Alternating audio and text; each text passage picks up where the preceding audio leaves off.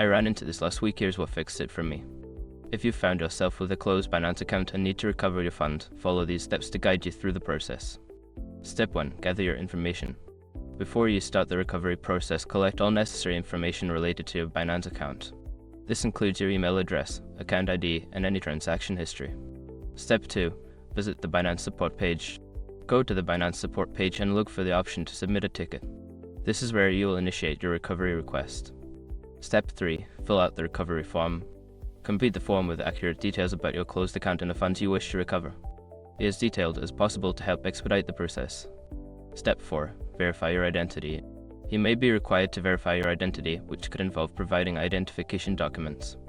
Make sure to follow the instructions carefully, as any mistakes can delay your request. Step 5. Wait for a response. After submitting your request, be patient as Binance processes it.